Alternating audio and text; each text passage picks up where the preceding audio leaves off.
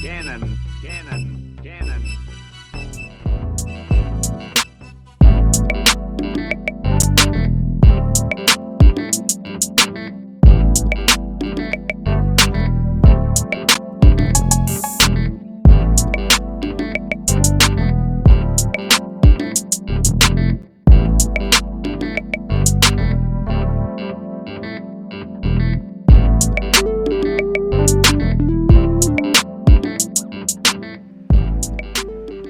What's up? What's up? What's up? This is Doc, aka Dr. Lariat, aka the Gunatic Fringe, aka Kenny Goon Mega, aka the Mochizuki Goon, aka Soft Arshimizu, aka Suman Reigns Acknowledge Me, aka Solo Suka, aka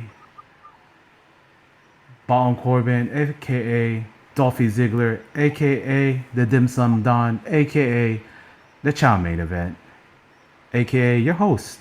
And joining me here today, he's an author. He is the co founder of Death Valley Driver Video Review. He writes for Uncrowned on Yahoo Sports. He is the author of The Way of the Blade, 100 of the Greatest Bloody Matches in Wrestling History, and Way of the Blade, the AEW edition. Joining me today is one Mr. Phil Schneider from the Bay to the A. I like to get hyphy and get dumb because everybody wants to quote the Bay because that's where they get their lingo from. How you doing, man? I'm doing great, man. Good to be here. Yeah, yeah. Cause I love I love bringing people on that I have never met and that I have barely talked to because it gives me a chance to just learn about people, right? And I like just to give like a background on this. I do a lot of research on my people that I bring in, whether they know it or not.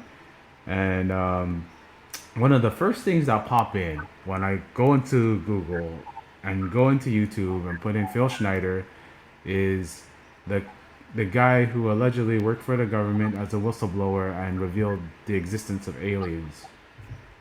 So, Yes, that was a yeah, that was a useful thing, I think, when I was single, because it basically made me ungoogleable. So if I was going on a date with a girl, she wouldn't be able to like find all my nerdy ass wrestling writing because if you Google my name, you just find fucking pages and pages and pages of stuff about aliens. I yeah, think I've moved up the Google search list since I've been writing for bigger publications like GQ and The Ringer and Yahoo. So I'm not like I think I'm still on the first page of Google now for my name, which I wasn't before because of the alien guy. So there's some yeah. value to having like a name that's not easily Googleable. I think matters less. I'm married, been married for years, have kids. Don't really now could care less what anybody thinks of me one way or another, which is the beauty of that. But it's Oh useful when I yeah. was single. Yeah, the best thing about being married is like I don't have to care about that. Um, but like before I got married to my wife, like I hid all my wrestling stuff for about like 3 years. 3 years. I never told her anything about wrestling or me liking wrestling, right? Until one day, like my brother were doing had like a little WrestleMania party, so we went over there, and then that's when she found out that me and my family are all wrestling sickos. So that Yeah, I was didn't a hide it necessarily from girls, but be like you don't want to necessarily have that be the first thing that they find out about you, right? Be the fourth yeah, thing. You yeah, know what I mean? Like, yeah. You I it's a think my slow wife drip. relatively in a relationship, but it wasn't. Well, you don't want that necessarily to be the openings. The first thing they find out if they do a quick Google search is like, oh, this guy's written about from is founded a professional wrestling obscure professional wrestling message board. Hey, So, like I said, doesn't matter now. So yeah, oh man, I embrace the whole thing with you. without or anything. Oh yeah. Yeah, man. My wife. I told her before that in high school I founded my anime club. Before I told her anything about me like loving watching guys in their underwear play make believe. I that's the first that's one of the things I told her. But you know, it's fine. You know, people don't have to be embarrassed of what they like, especially with their loved No. ones. My wife, for example, loves all the Hunger Games books, so there's that. Yeah, and my wife questionable shit too. I don't want to like. I'm not outing her on the podcast, but you know, there's some. You know, we all got things that maybe aren't the coolest, but you know, whatever. Fuck it, wrestling is the coolest. I'm not gonna argue. I'm not even gonna pretend that it's not anymore. oh yeah, You know, oh man, I was at the ECW arena on Saturday, so you oh know, dude, running a show with that had Blue Panther and a Mad Dog Connolly hair match on it. So I'm not I can't lose. oh man. Those Dean shows are like they transport me back to like 2000 like 2 when you would have like these random assortment on like the Northeast Indies. Like I know like I'm from California like you are, but like you know Jersey All Pro used to have their show online, and then I used to like watch their online show and stuff, and like see all these like guys like Grim Reaper and Oh sure. I mean, I was living. I'm from California originally, but that's where I spent my childhood. By the time I was an adult, you know, I went to college in Washington D.C. and then lived most of my adult life in D.C. I'm in Colorado now because we moved after we had kids. But you know, in my 20s, 30s, and you know, early part of my 40s, I was living in the East Coast. So I went to I don't know at least half a dozen Jersey All Pro shows during that yeah, era you're dude. talking about. Oh Homicide, man, Dick, and Insane Dragon. I actually put some feelers out to Monster Mac, Dixie, and Insane Dragon for Dean One, but it didn't work. Schedules didn't work out, sadly. man, I tried to bring those guys out of retirement dude. to work the first Dean show. That would have been fire. I would have if like if you ever book Monster Mac, I want you to like set up a fake wall, a plaster wall, like just in the audience. Doesn't matter. Just clear a space so he could throw someone into the wall, because you know if if you know what I'm talking about. And I know what you're ouch, talking about. ouch, ouch. I've been inches away from somebody going into that Bayonne Jersey wall. Oh I was man, in the third row. I looked to my left and saw somebody go right into the wall. So I know exactly what you're talking yeah, dude. about. Like when I think of like that era of like my fandom, because I went to I went to like Rev Pro, the original Rev Pro in California. I went to XPW. I went to the Heatwave 2000. I went to the UPW show that had Kurt Angle versus Chris Daniels, and saw John Cena, Samoa Joe, and Frankie before like they became anything. I think I was like 15 when I saw them. Like it was probably 2000, yeah. So I was probably 15. And so like I love that era of independent grungy wrestling where you know everybody's trying to do something to stand out. Oh, me too. And dude, like when I think about like that I 2004 went to era, a, well, go ahead, man. I'll say I went to a bunch of the early ROH shows. I went to the I was at the Super. I mean, you know, at the Super 8 with where Brian Danielson and Loki had their first match, and then I was Yeah, at the rematch at ECWA, and then I was at the first ROH match, and I was at the APW King of the Indies in the Bay. So I saw like the first four Brian Danielson Loki matches live. Just out dude. of you know, like I just happened to be it for the King of the Indies. I was just visiting my parents, and I was like, well, I'll go to this wrestling show because you know why not? I'm here in the Bay anyway. This is in Hayward. This that far. So I went to the first King of the Indies. Dude. That had you know Samoa. There's always claiming that was sort of the impetus for Ring of Honor. I always me at that time. I was my theory on that is a little different, but definitely had some influence on it, and it was obviously a pretty cool experience. I mean, one of the things, you know, both Brian Danielson at Dean 2 and Samoa Joe at Dean 3 both talked about how, you know, the Death Valley driver was a huge part of getting their careers going, which, you know, is kind of crazy to think about because it was certainly not something we ever thought when we created it that would have any. It was just an excuse for us to write about things and trade tapes and create a community that wanted to talk about stuff that wasn't on TV.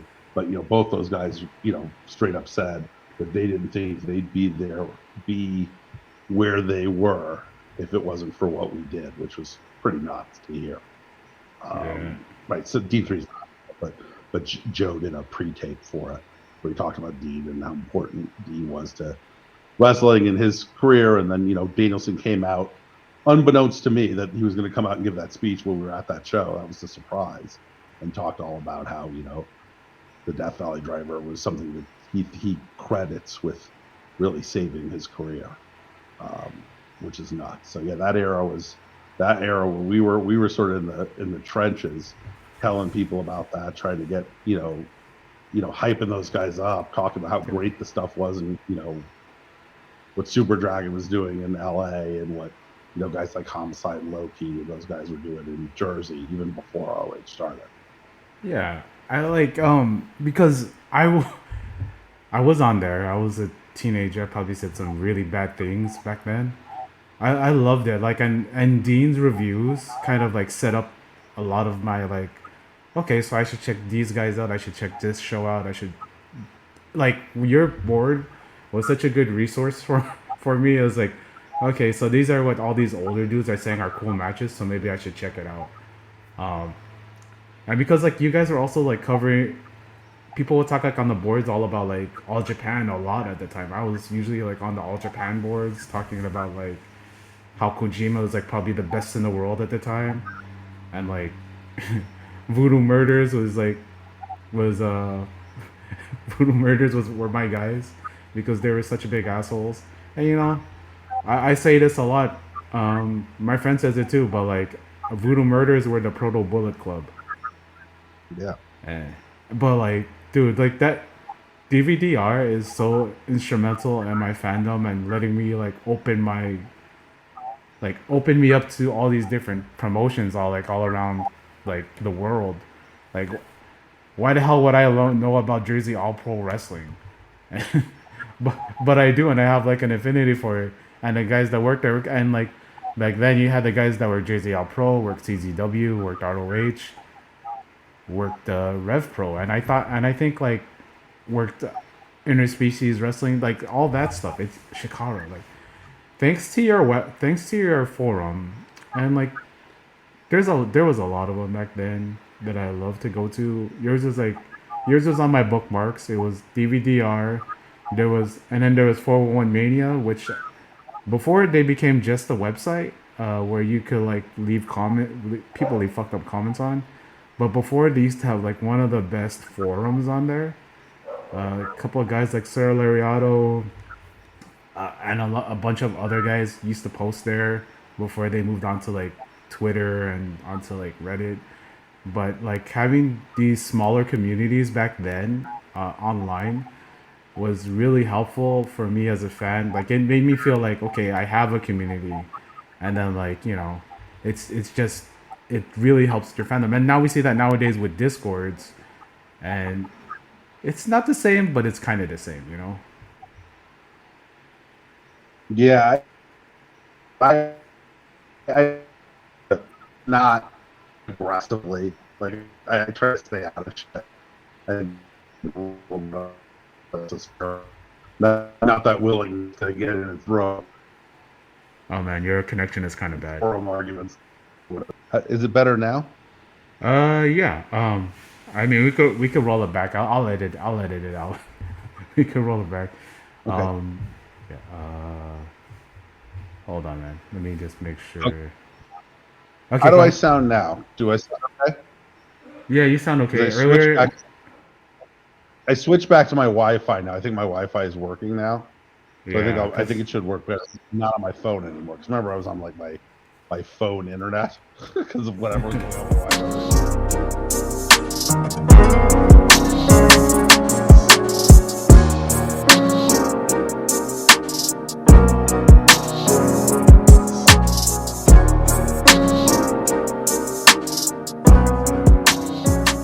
because I think we got a little bit disconnected. We online, there was so much community back then, as far as like wrestling forums, because I used to be on because I was really young when I started when I got I think the RSPW thing, and then I got onto DVDR and my other forum that I used to really be on a lot was 401 Mania, because like Right, right. I heard, 401 yeah, I Wrestling, and heard. I love that.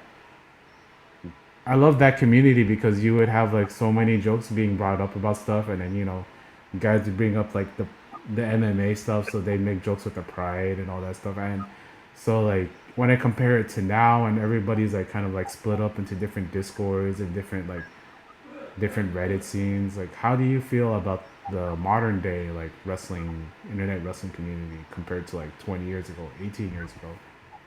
Yeah, I mean, I think I'm a little associated from it, but I mean, I think that's as much to the fact that I'm, just older now, and Yeah, and, and like have less interest in getting into arguments with people about things. Like, I'm less interested in, like, when I was 25 and writing on the DVDR, I would really like finding something I didn't like and ripping into it.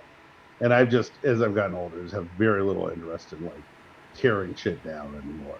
So much on Twitter, it's like, AEW fans shitting on the WWE and WWE fans shitting on AEW, and I just like, I'm just not really into that dude. anymore. I just like, I'm just gonna like, find some cool stuff, tell some people about some cool stuff, write some interesting articles, write some books, but I'm not like, I don't necessarily feel like I want to get into the weeds with it anymore. Yeah, it just Plus, feels it I'm trying to sell just books, trying to get people to read my yes. articles. I don't need to alienate people. I'm trying to get people to go to Dean shows, man. I'm not trying to make enemies, so I just kind of stay out of it. And I think that's so. I think I probably have less Twitter followers than I would if I spent my days on here insulting people or that kind of stuff. I just don't have that. I don't have that. I don't have that testosterone anymore to do it, getting involved in that shit. So I just kind of, on Twitter, I post if I, hey, there's a cool Omni show on the WWF Vault. You guys should watch it. Or, hey, I'm writing this thing for The Ringer. Check it out. Hey, we've got Yeah. this announcement show. You guys should see. It's going to be cool. Like, that's all I do at this point. I'm kind of, I think, pretty removed from online wrestling discourse. I think. Oh Just man, what try to do my own things and what? hype those up as best as I can. That seems like a way more positive way to use your time. I try not to like really get into those kind of arguments anymore because like you, I'm old and like I did a lot of that already, and I don't think I do have that dog in me anymore. Yeah, I do have dogs, but like I don't have that dog in me. I like and I prefer to have discourse about wrestling. Like, why would I waste my time watching something I hate when I could just watch stuff that I like and talk about how cool this stuff I like is? That part of the fandom doesn't make sense to me. And then some people really love when somebody just like has an aneurysm bearing something, whether it's WWE fans or AEW fans, and these people don't realize that they're doing the same thing, which I think is funny. Like it's like one side says something, the other side says something, and then they're both like come off as like I don't want to be around those people. Like I talk to other like new fans, right? And they tend to like avoid those kind of conversations because like it just leads to like, dude, why is everybody taking this so seriously? It's just wrestling. We should be like, why does somebody have five is posting 125 times a day insulting AEW? Or like, what are you doing, man? Go do something in life. What the hell? Like what is this? Why is this what you're doing with your time? I don't understand it. Like, uh, so I for a while there, this is a couple years ago now, I had like a weekly column at the Ringer yeah, where I would write about the best WWE, AEW, and independent Japanese Mexican match of the week. So that was a period where I was really kind of forced almost by my job to watch everything, you know, and where I would have to watch Raw and watch SmackDown and watch Dynamite and watch Collision and watch Dark and watch NXT UK and then watch a ton of that's indie shows and oh man, that's too much. that's that's too much for me, man. I remember well, back like 10 years ago, I tried to watch everything like that, and like I tried to maybe like, oh, maybe I'm gonna start because the podcast I'm doing now. I've been thinking about doing for like 10 years, but I didn't know what to do it about. And then like the thought of like doing a weekly thing where I have to review stuff, and I tried that with my friend. Like that didn't work at all, and I hated life when I had to watch stuff on purpose instead of like watching what I wanted to watch. Like that Yeah, makes me I'm ill. not going to say I hated life. I mean, I was getting Bill Simmons was paying me 50 cents a word to write about wrestling. I wasn't hating life. It was pretty cool, but Yeah. also I miss the money, but I don't miss having to like feeling the responsibility of having to watch everything. So I made because like I wasn't the way my mind works is I couldn't allow myself to half-ass it, right? Like if I was going to say that this was the best WWE match of the week, I was going to watch all of it, so I could really say that this Sami Zayn, versus AJ Styles match on SmackDown was the best thing that they ran all week, and I'll watch all of it. I'll watch house shows. I would really like, I'd basically spend like a day and a half just chewing tape and then writing about it. And it was, I like I said, I missed that. It was nice that I was making, a nice amount of money working writing about wrestling. But really, I'm a fan of the Ringer and I've been a fan of their stuff, Yeah. unrelated to wrestling for years. That was really cool. But part of me was also just like, man, this is burning me out.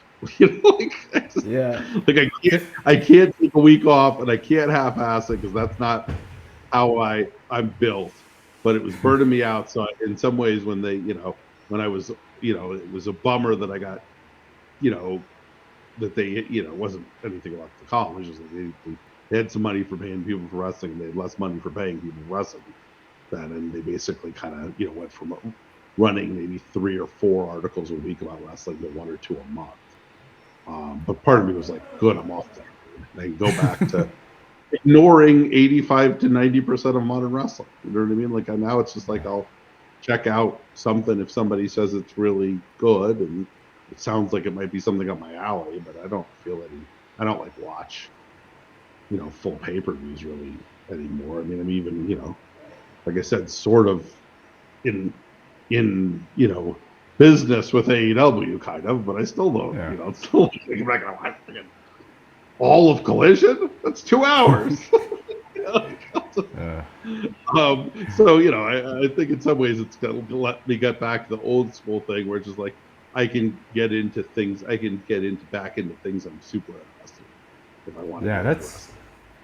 yeah, like for me, I like watching Dragon Gate a lot, and now like I just watch Dragon Gate when I want to watch it because like the thing about Dragon Gate is they have like big shows like every couple months, so you don't have to watch anything really besides the big shows because like and that's sort of the hack for for watching something is if you can just like parachute in for the big shows and watch all the good stuff and then like have it all explained to you by the English commentary, that's fine.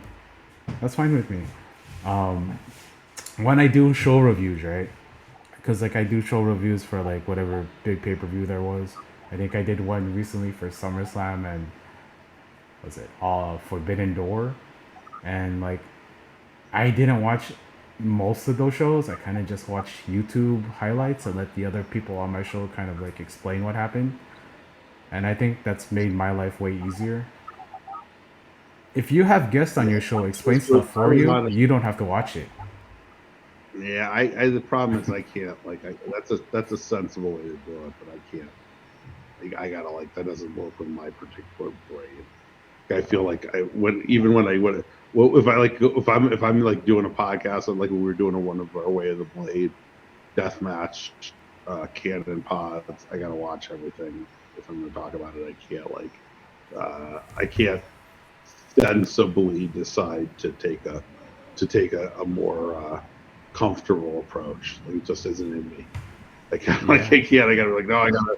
I gotta go and I gotta dig deep and look at everything and focus on everything, and then I'll make a decision after that. So like what I would when we were doing, we used to do these ringer post game podcasts for pay per Yeah. views.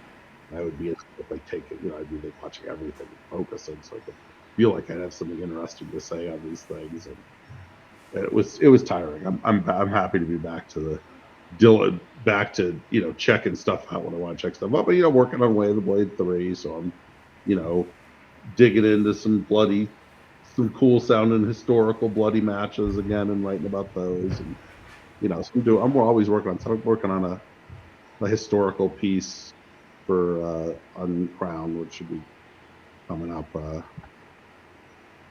sometime soon. I gotta write it, but I like doing that kind of stuff now. It's kind of fun. Yahoo is cool. Yeah, Um, yeah. I love reading your Uncrowned articles. That's what I've been doing the past couple. I've read your Segunda Kaida articles, but there's something about the way you write. It's like perfect bathroom reading, cause I finished the article and I'm done. So and let me tell you, man, some of the best reading you do is in the bathroom. sure. Um, No, I completely agree. But the way the blade very digestible in that sense. It's like, all right, I'm gonna read about one match. You know, about it should take me about 7-8 minutes. And then I'm good to go.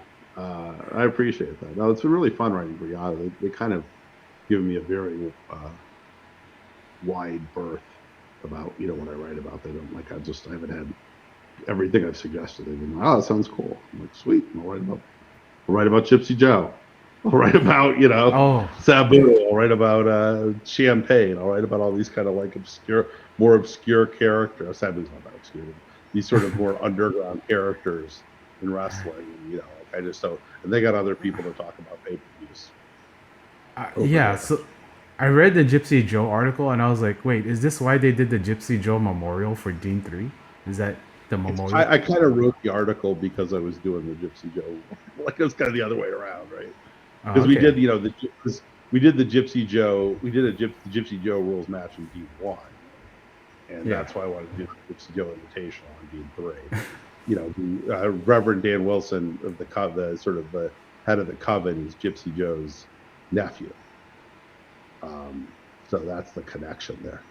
So we're doing it, and then I was like, oh well, since I'm doing this match, I'll see if the Yahoo will let me write a history piece on him and get a bunch of people to tell me cool Gypsy Joe stories. So I was really happy when that turned out. I got the chance to talk to Taz and Chris Hero and a bunch of other people about Hank, Gypsy Joe. Yeah, dude, that dude really did have skin that looked like leather, and he had that kind of face that was you would think it was made of prosthetics in in a lab somewhere, but he just looked like a golem sometimes. No offense to Gypsy Joe and his family, but the way he looked when he came on screen, when you saw him fight, because it was a fight with New Jack, right? And New Jack is just battering him with a baseball bat, a legit Louisville Slugger, and he's just standing there okay, whatever. Yeah, and that's the thing about Gypsy Joe. You can hit him as hard as you want. Dude. And he had that Homer skull. Yeah, totally. So that was a lot of fun. I was really happy I got to write that. And it's fun that we got to do the Gypsy Joe Invitational at Dean 3, and it didn't end up exactly the way I imagined it, but I think it still ended up pretty cool. We got to bring in some, we're talking about some icons of that era. We had Hollow Wicked, Frightmare, and Ultramantis Black booked the Gypsy Joe Invitational, and Mr. Insanity, Toby Klein. Worked the Gypsy Joe Invitational. So we had some dudes from the old school. We made a lot of phone calls, and we were able to get those guys all to come in and participate. Mr. Insanity recreated the famous Necro Butcher spot by chucking a VCR at somebody's head at the Gypsy Joe.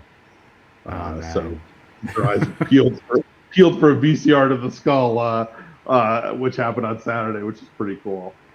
Yeah. Because I've had this discussion about deathmatch before. Deathmatch as a style, right? Guys who work deathmatch, usually they have less wear and tear than the guys who would work the heavy, fast-paced, multiple bump style. Oh yeah, for sure. If I see it depends, right? it depends. There's a way to do There's a way to do death matches where you're not taking like really really physical hard falls, and there are ways to work death matches where you are doing that. Like there are people who work death matches who are doing a lot of like I'm throwing myself off the top of things through things. Those are pretty big bumps. But my partner on in action Dean shows, Matt Griffin, who is a promoter of action wrestling in Georgia, and I don't know why he's done this, but he's sort of come out of wrestling retirement. He wrestled as J.C. North. I don't know if that's a name that rings the bell for you as an old board guy, but he worked in Wildside in NWA Virginia, in 20 odd years ago. And You're bringing me back, man. So he worked as JC North. He retired from wrestling and got out of wrestling forever, a regular job. Got back into promoting with Action about 4 or 5 years ago. Did these shows with us and is now kind of returned to wrestling, and he just works death matches. And I talked to him. I was like, well, Matt, what the hell's wrong with you? Like, you're 40s and you're getting light tubes out here. He goes like, oh, I never get hurt at those things. He said like the worst thing that happened to him was he was putting a ring together and ended up kind of jamming his thumb. He goes, oh, that hurts worse than every deathmatch bump I take. And he's out there getting thumbtacks and glass, but that kind of stuff though, you get really hurt doing that. I mean, you could get hurt doing anything, but that's really not that dangerous. I mean, it's a lot less dangerous to take. Like there was such a stupid thing Dana White says, oh, these guys on the indies, they're going through like they're getting thumbtacks in their back for $100. They can come do power slap, and I pay them more than that. It's like, yeah, but then you power slap, you end up getting, CTE and concussions, and it's way safer to go and thumbtack. You're guaranteed to like suffer a concussion, and you're going to pop your eardrum. Like you could end up dead. When you get thumbtacks, you get little tiny cuts that heal the next day. You know what I mean? Like it's not like thumbtacks aren't a big deal. I'd let somebody hit me with a thumbtack bat before I take a fucking suplex. Are you kidding me? Yes, and people always do that. I think people don't really understand that. What's dangerous is beating on punches and dropping on taking bumps on every punch. Like that really does. Way more dangerous than most of the death stuff. Oh, there's people do some crazy shit. People don't get that whenever you do a break fall, you're still having your brain shake when you're falling, right? Like people don't get like the guys who have the most concussion issues are offensive linemen because they're there and they clash against each other and their brain shakes because of that whole thing. Like people, if you look at a guy who works like when you see that bump and feed, come on, get up, I gotta do this comeback. Like I see like little mini concussions or like a guy taking 2 DDTs and his bell's a little wrong. That's like a problem. That'll be a problem later on.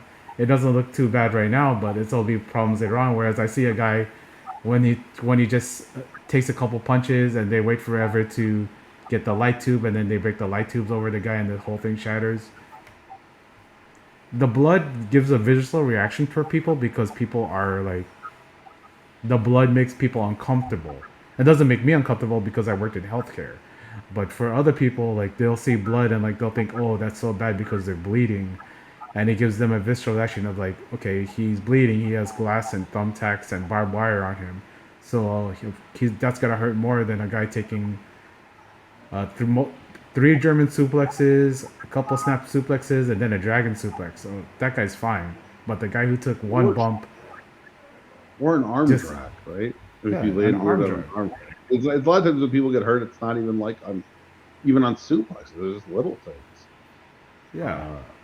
We saw what happened with Shane McMahon. Yeah. Rob Killjoy broke his foot at Dean 3, and it wasn't from a crazy move. He just landed weird. Yeah. It's just... Because wrestling, like anything, is random.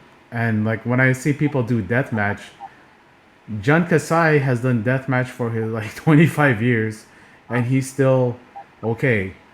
Like when I just saw his match with El Desperado, he like moved like the same thing way he did like 20 years ago doing lucha spots.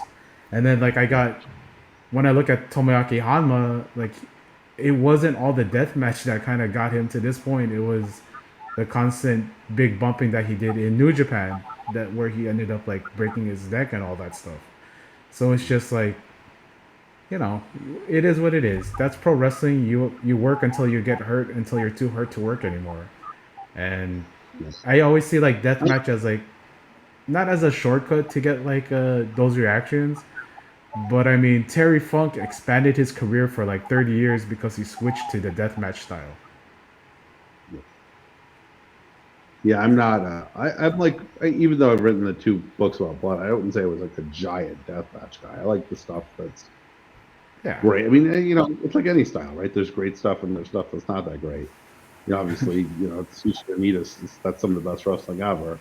But like I'm less of like and other people are like, I can't wait to watch the Tournament of Death. Like, yeah, I could wait.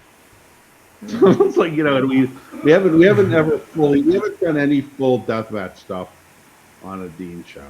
I don't know whether we're going to at any point.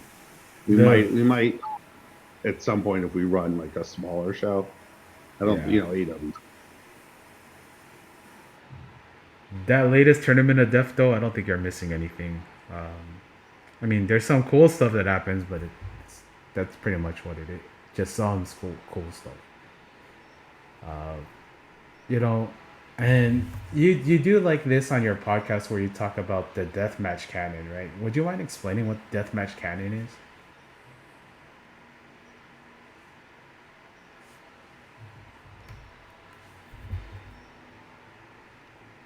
The canon of professional wrestling is the canonical pro wrestling matches, and of all time, right? Like what, and not necessarily the best, but the things that do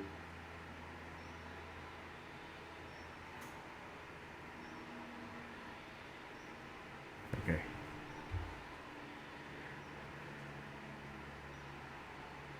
find like the canonical matches, so not necessarily the best, but the ones that sort of are you can't tell the story of professional wrestling without these matches.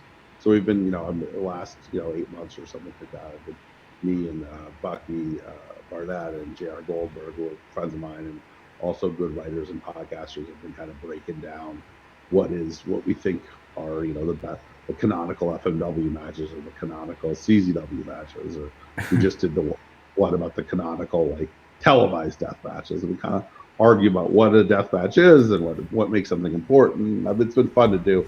Those guys are both good friends of mine and enjoy doing a project with them. Yeah, I do agree with you that Hell in a Cell '98, King of the Ring, that is a death match. Like, for all intents Yeah, and purposes, that's a death match. and I didn't necessarily think that going in, and then that's a lot of what we do on that podcast is we end up discussing things and sometimes coming around on ideas, and so it's not arguing. You don't argue, but it's like JR will come in with really a match that he wants to talk about and why he thinks it's important, and I won't necessarily have thought of that. And then when he brings it up, I'm like, oh yeah, actually that's made a good point about that. I didn't really think of that Hell in a Cell match as a death match, but yeah, it is a death match, and obviously when you call it a death match, you got to put it in the canon because of the importance of it, Yeah. even if it's not as good as the sixth best Onita exploding barbed wire match, but it's canonical in a way that isn't. So that's been really fun. I mean, eventually, who knows how long I'll keep doing podcasts or how long I'll keep being on the right side of the grass, but I theoretically would like to, I'll do a lucha canon and Japan canon, and just go Oh, through man. every. But that's a a years long project because we're only doing these once every. We took a whole summer off. Eventually got 3 guys with kids to get everybody on the to have a free hour and a half to bullshit about something. It's a little harder to do. So, Yeah. but that's been a fun thing. It's I've enjoyed going back to podcasting after I did a Way of the Blade podcast right around when we released the first book, which was really cool. And then once I started getting more into the ringer stuff, I let that slide. But I've enjoyed sort of bringing that back sporadically. Had some pretty good guests too. Recently, Eddie Kingston, I had Tony Khan on again, and it's been fun to talk to those guys about stuff. historical stuff. Yeah, it's those are two of my dream interviews. Like one day, right? Like I would love to talk to Eddie about like '90s Japan, not just '90s All Japan, because I know he loves like New Japan, Michinoku Pro, Osaka Pro. I know he likes all that other stuff, and I don't think, and I would love to talk to him about like, especially All Japan Women's, because I know that Backfist comes from Asia Kong. Tony also, I like that Tony, he's a real one for fandom, and him being on your show and doing those kind of conversations with you, that's really freaking cool. Yeah, no, I mean, he's a freak. I mean, believe me, in a good way. Like I've had, like I said, I've had the chance to interview him on the pod, but also work with him on these last two Dean shows, and like we were working out some of the booking for the last couple of matches for Dean 3 the other day on text, and all of a sudden we just start like a text conversation about what a Ricky Steamboat NWO heel turn would have looked like if he hadn't hurt his back. And we're just like texting back and forth. It's like, oh, I can imagine how upset Shabani would be about how, oh my God, Ricky, you have a family. What kind of example is this for your family? It's just like we're just going off on this long digression about this, right? Like, as opposed to actually handling the business that we needed to handle. And a lot of times when I end up chatting with Tony about stuff, it ends up, we end up going off on the complete rabbit holes.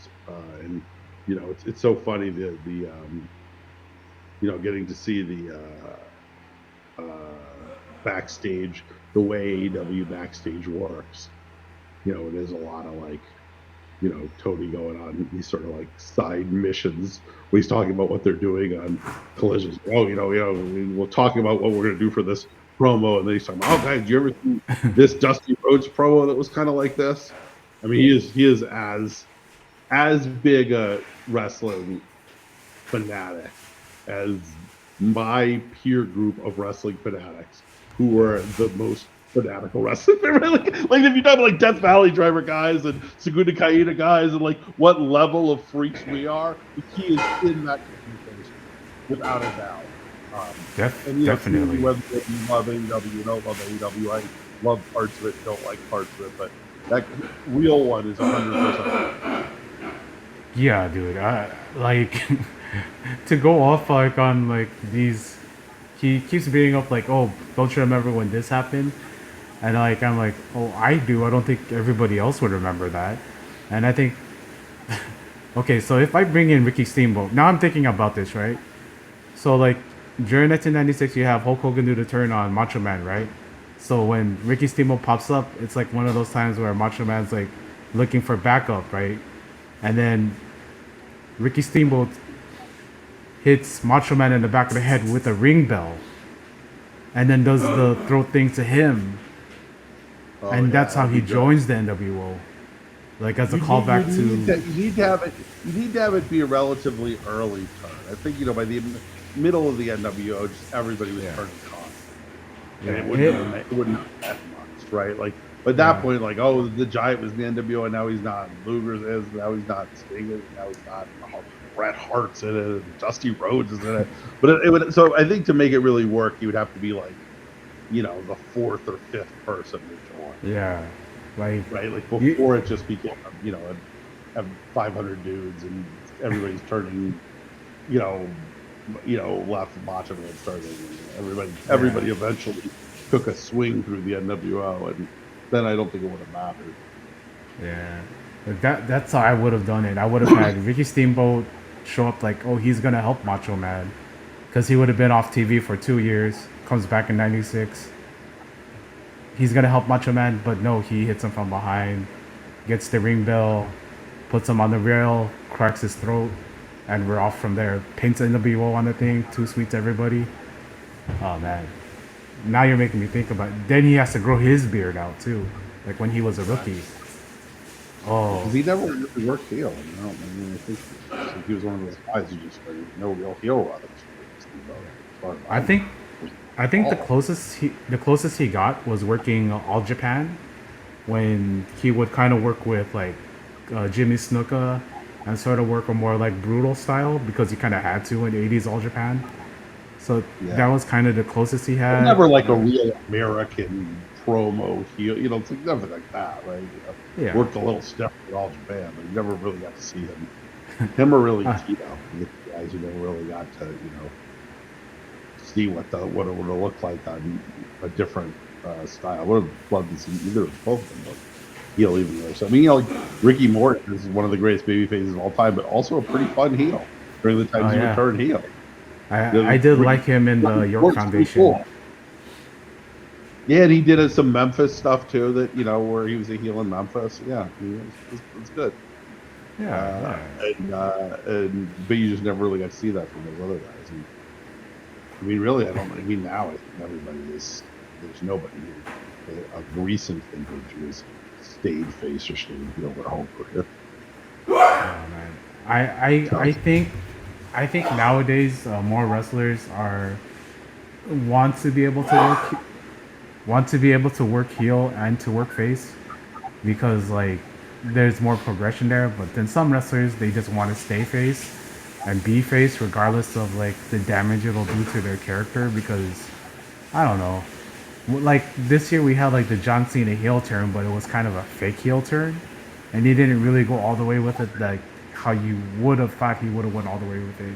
Because I remember like was it like last decade he talked about he had new gear made, he had a new song made, he had all these promos ready to go, and then this year his whole heel turn was I'm not changing anything, and like I'm like man, I wish people like nowadays would have more imagination for their turns, but it is what it is, and like dude, I love these kind of conversations when I talk to an actual guy who's like kind of into pro wrestling in the way that I am, where I think about like old shit, or like I think about like booking scenarios, and I think you're that kind of guy.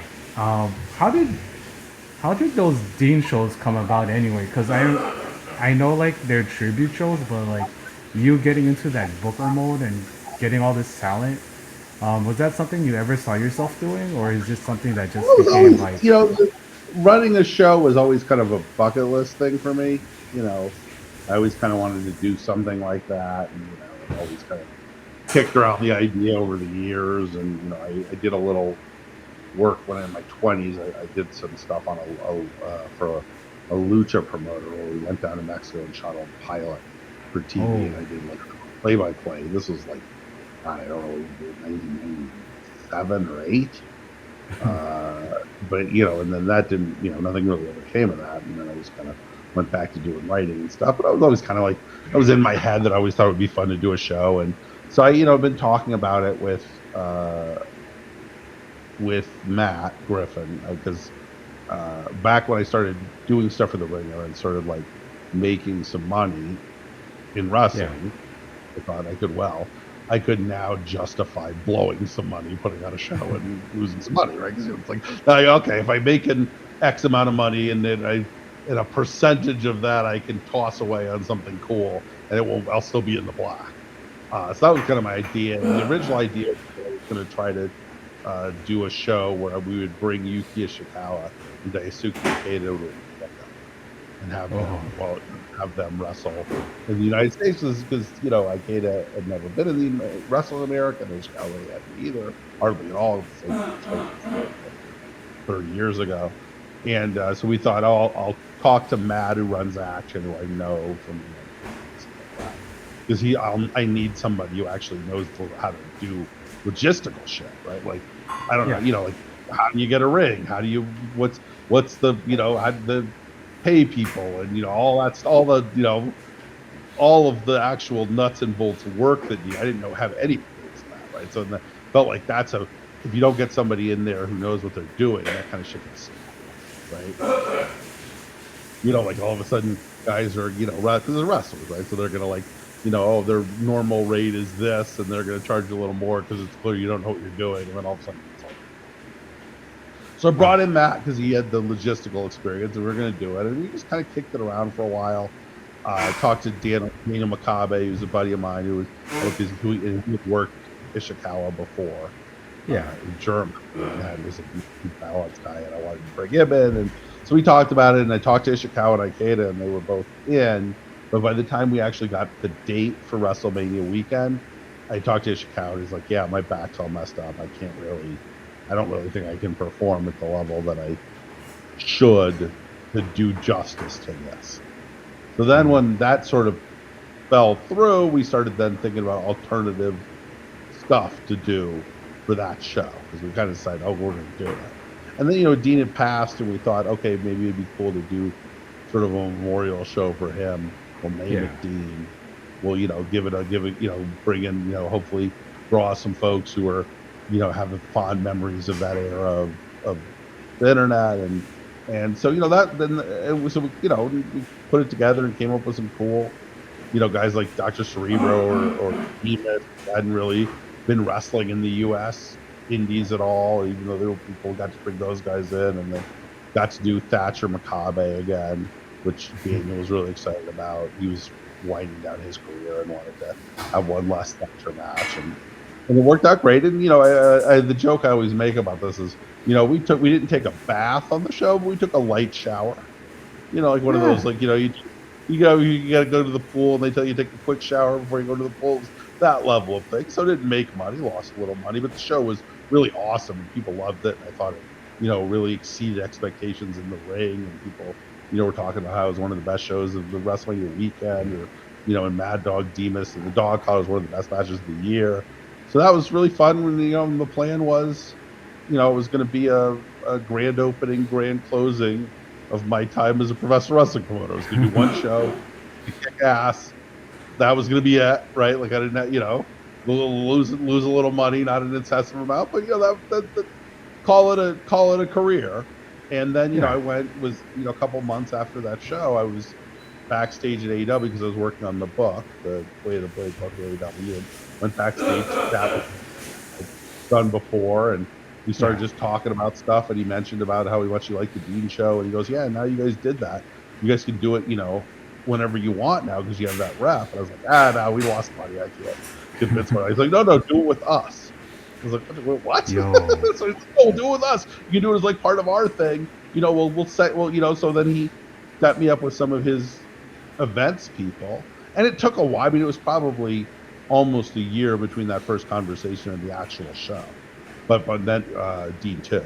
But then we kind of worked out. We sort of talked to him. We got Dean 2 and Dean 3 on the books, and we got the pretty a combo of our guys and then Ring of Honor guys and then CMLL guys, and put those shows on. So that's kind of how it happened. I wasn't expecting to continue to be a promoter, but obviously it was a pretty cool opportunity. And when you've got the backing of a big company like that you don't have to be paying plane tickets out of your pocket, right? Like so that like you fly a guy in, it's not you calling up American Airlines and getting the plane ticket, right? Like so that is certainly helpful. It's just insane, man. You get to pick the pieces that you want for your show, and to have and to not worry about like how it's gonna be bankroll. That's like the dream, man. That's like literally the dream. And it's it was fun. It's been fun to work with and sort of be a little bit of a barnacle on a big ship for these two shows. And theoretically, we don't have a date for a Dean 4, but Tony said at Dean 3 we're looking forward to doing Dean 4 and so on. So hopefully we're gonna we'll see how everything shakes out. But I think we're gonna keep doing them. Dean 3, Dean 2 I thought went out perfectly. I think Dean 3, I think people are going to really enjoy when it comes out. Everything didn't hit the way it hit on some of the other shows, but I think there was a lot of really cool stuff on that. So, and it was late. It was late. Like the show went off till like midnight, and you didn't have the whole crowd wasn't still there at 11:45 when Mad Dog Demas 2 started. So I think that was a little bit of I think we learned some lessons about when we need to be running these shows to make sure we have a full crowd. Yeah, and you're running long in Philly also, which losing the crowd in Philly is kind of like a little bit of a heartbreak thing because that's the ECW arena. that's like one of the legendary places, and running a show from there, just from a fan perspective, I'm like, man, that I know like it doesn't look that good on TV sometimes, but like just to run that building and have that history on it, and you see the banners all around, and like you Oh, just feel sure. that history in that building, and like I'm like, man, you you're living my dream, and dude, these Dean shows are great, and I Yeah. hope No, they keep going. I think it's going to be. I'm looking forward to seeing what people think of it when it comes out later this Yeah, week. I'm I seeing the think. Honor Club on Thursday, and you know, it's been well. I mean, the also like the chance to do like, you know, have like Blue Panther and Virus Oh man, and you know, Pachachero and all of these like, you know, awesome luchadors on a show that you're yeah, running. Like Pantera. Pantera looked incredible on that show for a guy who's like, you know, in his 60s. Panther too. Panther is a maniac on these Dean shows. Like this is 2 shows in a row where you're like, what are you doing? He had a Sia into a Hurricane Rana off the ring, you know, on this this in this is last. I lost my it. goddamn Oh mind man, backstage. I was like, what was that? Like you know, like he did the Negro Casas dive, like you know, Sia, right? yeah. He turned that mid move into a Hurricane Rana. Panther, 60 He, fucking years old. Like, he's doing that in the he's show. he's 63, dude. When he puts that mask on, he gets superpowers. Like I it really was. I was, my jaw dropped about how hard he and Pantera worked in that. That's like guys like Shawa and Hachiro, they're still in the prime of their career. And Shawa's a kid. So you're not yeah, that surprised how hard those guys work, yeah. right? And even guys like Virus and Cerebro, I mean, they're in their 50s, which is old, but not like Lucha old, right? Like that's like, you know what I mean, like Lucha old. But Panther and Pantera, they're in their 60s. You know, like Dude. that's nuts how hard those guys worked and how great they looked. I mean, Pantera, like, especially, I was a little. Pantera was kind of a last minute addition to the match. Yeah. And I was a little like, well, I like Pantera. I haven't seen Pantera wrestle in a long time. I don't know if he's still got it in the tank. Lots in the tank Apparently, is the answer to that question. yeah. Cause like the lucha bumps, right? I mean, you saw it in person. You commented lucha. The lucha bumps are more tumbles than they are like big back break falls.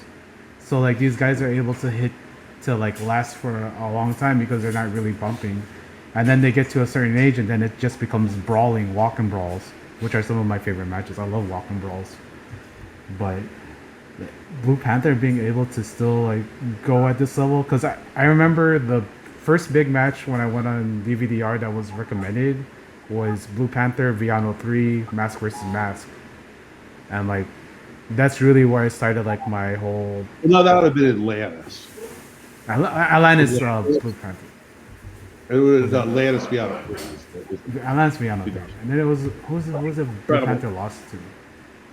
Well, Blue Was it Panther lost his match to Viano 5. yeah Viano? That was also an incredible Also match. incredible match. Yeah. Like I and it's so I really hope you guys bring in Viano 3 Junior and El Hijo de Viano 3 because I need Vianos back in America one day, and I need to hear Tony Schiavone say Viano again because I think he used to say like Volano, and that would just make me laugh. Um, I got a good relationship with Rocky Romero, and he basically said, "Look, I'm getting whoever you want. You see him all." So you know, I don't know. We're gonna, you know, when we're doing it, we do a Dean. Whenever we do a Dean 4, you know, I kind of did the legend, so maybe I'd love to do some stuff with some of the younger guys like because Ifamino or Cavagnero and like the Viano kids, and you know, like, you do like a young guys CMLL match. Like we kind of did the Ultimate Old Guys one on yeah, the 3. So I mean, that's kind of in the back of my head. It's like I kind of, although you know, it just feels like I got to have Panther on every show I can have him on. He stops wrestling or I stop promoting. Right? If I have the chance to yeah. get Blue Panther on the show, Blue we Panther gotta is one of the greatest, man. He's one of the greatest.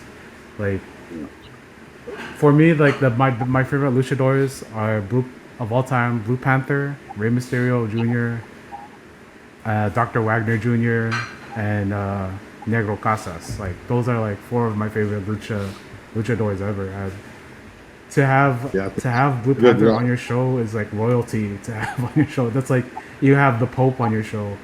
No, Like I'm fully aware of it. Like when I go backstage, it's like I look around, backstage and look around and you just look at these guys just hanging out. yeah, Just like Roosh and Demas were just chopping it up backstage. Um, you know, hanging out that show on Saturday. It's like, oh man, I booked this fucking match. These two those lunatics. Rush is so tremendous. I love. Can he translate? He doesn't need to speak English, but he does, and like he translates so well to the American TV that whenever he pops up, my wife calls him, "Oh, that's that one crazy guy," because he looks like someone that will just like choke you and stab you and whip you with that neon whip. I love that guy. Yeah, yeah, Dude. he's the best. He's the guy. He's the guy. We have. Well, He's sort of on being free a little bit. Like we added on sort of a lot. There's a match with there's a short 6-man tag with Sammy, Drolistico, and Mortis. They got kind of added to the show, and then Rush was there talking shit, but not on the match. It's always a little lucha politics are a little weird, which is one of the reasons we haven't had 2 and 3. But we're hoping. I was talking to Tony. He said, I think I actually figured out that we could have Rush on the same shows as these CMLL guys as long as they don't wrestle each other. I'm like, all right, cool. Rush. That's cool. Like, who knows? Rush Mad Dog Connolly is obviously when you just think about what a perfect match. Dog collar match. Let's go. Yeah, maybe. Well, so that's certainly on my we'll like I said, there's a lot of things you got to work out when you're working shows with a different company, but that's sort of always been something I thought would be pretty. Those guys would work well together. Although Rush, it's like you got to get in there and fight, or he's going to eat you alive. But Mad Dog is similar, same. Right? Like you also got to fight him, or he'll eat you alive. So I think it'll be an interesting conflict. But we'll see. Who knows? Like I said, we don't have a date for Dean for yet, so we don't know when exactly going to be. Probably sometime next year. Cause now like I'm in my head formulating what this card could be, and I'm like, oh man, you're living the life. That's you don't have to be like super concentrated on it. You can just leave it for like whenever it comes around, and like it doesn't like take over your life. Because I know a lot of times pro wrestling takes over people's lives, so to be able to like put it there on the back end and just like kind of relax and like live your life, I think that's kind of what you want as a promoter, where you don't have to like really worry about keeping the brand name up, keeping the shows up, making sure that people still, because now you have like a brand name where people are like, oh, that's going to be a show where you want to go. Like if you guys ever did like a Dean show like in California, whether it's in the Bay Area or in LA, that's going to be you have so much talent in California. And the distance from Mexico is just like right there. Like I'm salivating thinking about it, dude. If you ever do like Dean in California, that'd be like insane. Yeah, man. I'm sorry for talking your ear off because like, dude, what you do, what you've done, what you write, your shows, like everything that you've done is like pretty much like what I've wanted to do with my fandom, and like I'm so happy that there's actually someone living that life, and that's you, man. Yeah, well, I've been pretty lucky, especially the last 5-6 years when I've got after the first book, I just had a lot of opportunities sort of fall in my lap that I didn't necessarily ever plan on happening, right? So it's been pretty. I've been trying to like enjoy it and not stress out about stuff, and it's always hard. Where it's always like you kind of feel like, all right, we did this show, now I got to figure out what the next thing's going to be. I got to make sure I keep cranking out cool stuff, So I've been trying to like. My wife's always telling me, "Look, enjoy yourself. Stop worrying about the next thing." And enjoy the thing you're doing. So that's what I've been trying to do, and I'm trying to think of what I got coming. I got 2 books. So if folks are listening to this, go to Amazon, pick up, Way of the Blade, 100 of the greatest bloody matches in professional wrestling history, and uh, Way of the Blade AEW edition. That book, both cool books. I think Way of the Blade AEW edition, I was really able to have a lot of very interesting conversations with some great wrestlers. I had great talks with Bryan Danielson and John Moxley and Darby and Tony Khan. And so a lot of really good quotes and interviews in that with those guys, especially really Moxley and Danielson, going kind of deeper into their careers and what their sort of thoughts about what pro wrestling is, really, than I've seen anyplace else. I was really proud about how it turned out. And then, I had something in the Ringer last week where I broke down the 10 best matches in the 200 arena. So that was pretty cool to go back to the Ringer after. Well, it was the first thing I've written for them in a while, and got some some stuff coming up for Yahoo too. I'm sort of in the process of putting together. It should be out, I don't know, next week after that, depending on how quickly I can get these interviews lined up. And then, Dean 3's coming out. I don't know when we're putting this podcast out, but it'll be on Honor Club Thursday, September 11th. So watch that. I think, like I said, I think there's some very, very cool stuff. And, we had some really, Dean's family was there at the arena. So that was very cool. And then, we got to, just like I said, some legends of the arena came out and participated. Kobe Klein, the Chikara guys. I mean, this was pretty fun, and those shows I think are always a pretty good time. So folks, get Honor Club or in the honor of Dean, bootleg it somehow. Watch it. Then I don't know. That's what I got going on.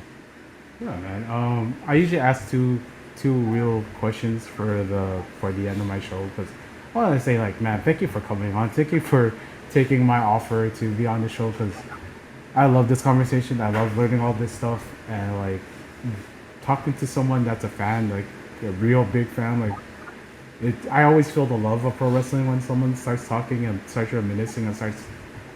I could tell that you love pro wrestling. Oh yeah.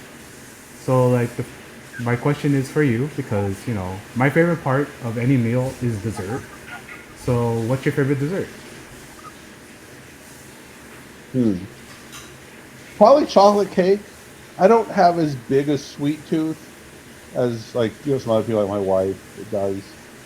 So I'm like more of this. My son's like this too. It's like more of like a meat and potatoes guy than a dessert guy, but probably like a good chocolate cake or a good like a scoop of ice cream. You know what it is? You know what it is? Go back to Cali. It's mint ice cream sandwiches. Oh. You know that, right? It's it, right, Larry? Yeah. That factory is right next to. I'm not gonna say which one of my family members lives close to it, but it's right there. And dude, it's just I love those ice cream sandwiches, man. Yeah, so that's what I'm gonna go with. I'm gonna go with It's It mint ice cream sandwich. They don't have them obviously here in Denver, so it's like one of those things where if it was available a lot, maybe I would eventually, lose. But it's something that I really can only get if I go back to California to visit or something like that. So that's a real. I'm going with that. Okay. Yeah, man. I'll talk to you when we're done recording. I got you something. And like the last question I always ask is like, say a rainbow appeared in the sky with a message from Phil. What do you want that rainbow to say to the world?